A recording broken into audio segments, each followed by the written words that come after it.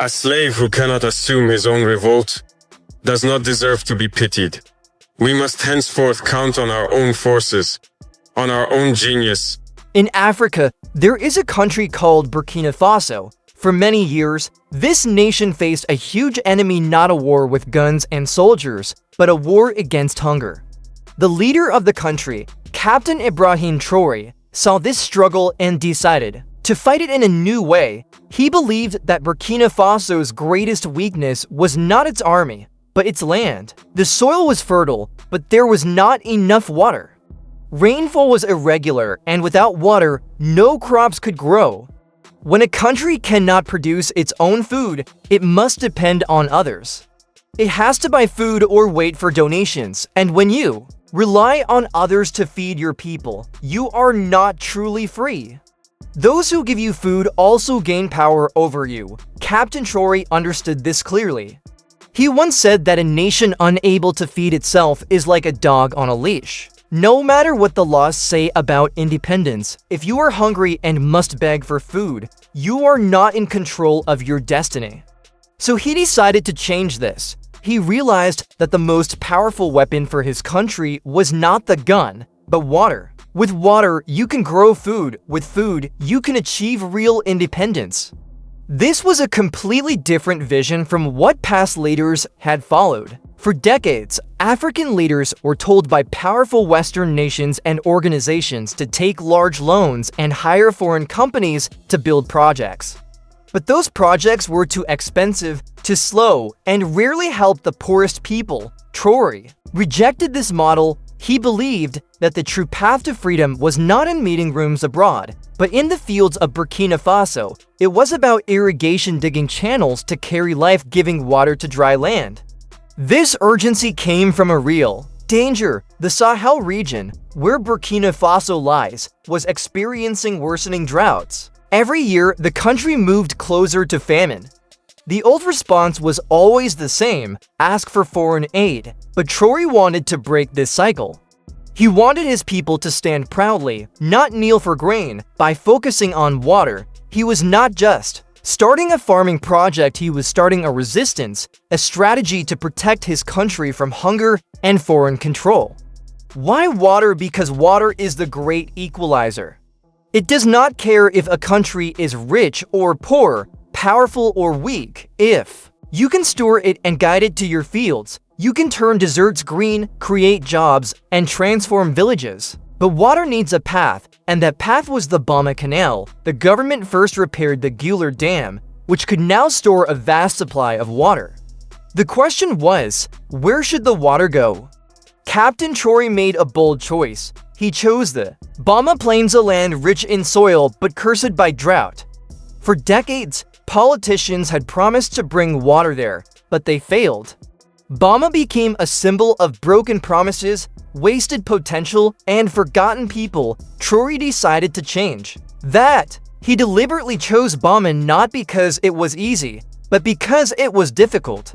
If this land could be revived, it would prove that even the most hopeless places could rise again. When the first flow of water from the dam reached the plains, it was more than irrigation, it was a message of hope and defiance. This was the birth of the Bama Canal project.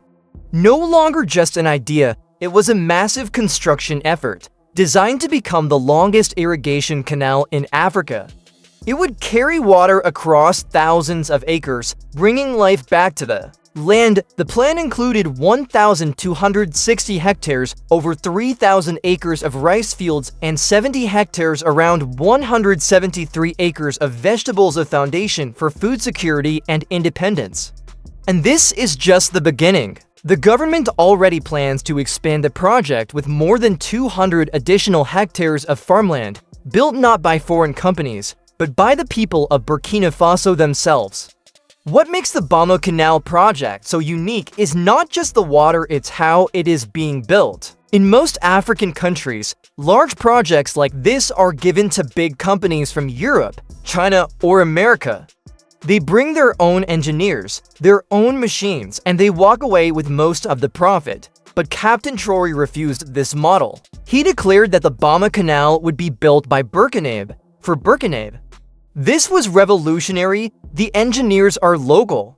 The workers are local. The sweat, urgency, and pride all come from within the nation. And to make sure this was not just another endless promise, Traore set a strict deadline: 8 months.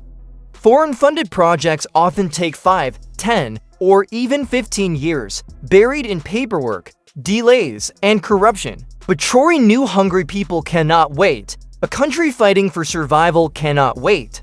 So the canal construction was organized like a military operation. Work begins before sunrise. Cement mixers roar without pause. Floodlights keep the site alive long into the night. Every delay is treated not as a minor problem, but as a threat to national dignity. This was not just construction, it was an emergency mission for independence. For the farmers of Bama, this canal is more than a waterway, it is a story of redemption. Generations had abandoned the land after drought made it impossible to farm. Families were forced to leave their villages, drifting to the cities in search of survival. Now, water is returning, and with it, so are the families. But they return not as beggars, they return as owners, reclaiming the land that always belonged to them. With the return of water comes the return of dignity. The canal itself is not a simple trench. It is a modern, high-tech system, solar-powered. Pumps drive the water, pressure valves control its flow. Soon, smart sensors will be installed to ensure not a single drop is wasted. This is not the old, leaky irrigation of the past. This is a system built to last, combining traditional resilience with cutting-edge technology. And it does not stop with the canal. Warehouses are being built to store crops. New roads are being paved to connect farms to markets. Water distribution centers are being placed where they are most needed, not where politicians want to show off. Every piece of this system is designed to be owned and run by local communities, not by foreigners or distant officials. But Traore's vision goes beyond Bama. The canal is a test, a prototype. If it succeeds, and early signs show it will become a model for the entire nation. Similar projects can be replicated across Burkina Faso, turning dry fields into green farms from the north to the east. It is proof of concept, a living example that Burkina Faso can build its own food security with its own hands. Yet, water alone is not enough. A canal needs people, farmers to work the land, traders to sell the crops, entrepreneurs to build new businesses. This is where the project begins to transform not just the land, but the entire economy. From hunger, a new source of power is rising. When water flows through the Bama Canal, it does more than irrigate fields, it starts a revolution. Not a revolution of bullets and bombs, but of calories, control, and confidence. Burkina Faso, it's now treating farming not just as a job for poor villagers, it is being recognized as a pillar of national security. Ministries that once focused only on the army now study harvest cycles. Economists who once measured GDP in abstract numbers now track how food exports can strengthen the nation. Farming is no longer just survival, it has become a tool of liberation. The canal has also transformed the way power is shared. Farmers who once lived at the mercy of unpredictable rains can now plan ahead. They can grow multiple crops a year, rotate fields to keep the soil healthy, and partner with seed banks to plant diverse vegetables and grains. Small farmer cooperatives are becoming stronger. Women's farming groups, who were often pushed onto poor land with little water, now have access to fertile fields. This is shifting their role in society, giving them greater economic independence and dignity. Local markets are changing too.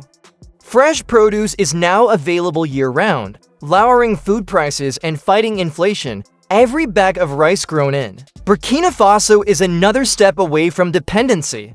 Stable prices mean families can save money, sending children to school, paying for healthcare, or starting small businesses. A ripple effect spreads, hope grows far beyond the farms.